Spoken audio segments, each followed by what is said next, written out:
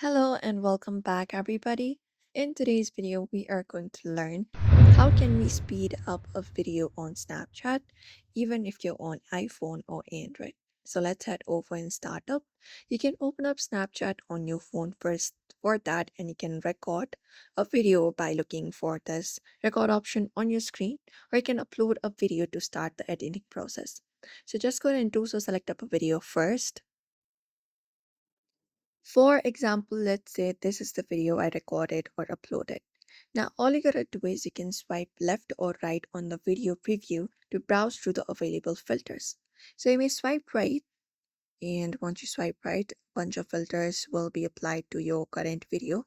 You just need to swipe right until you reach over to this fast forward option and you find the rabbit icon on your screen. So just go ahead and do so. We have fast forward, we have 1x and 2x, I guess. So you can just go ahead and look out for the fast forward process that you would like to apply, and you will be finding the changes directly on your screen.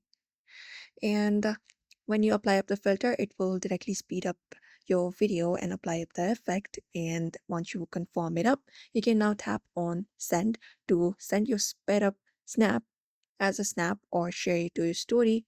And that's it.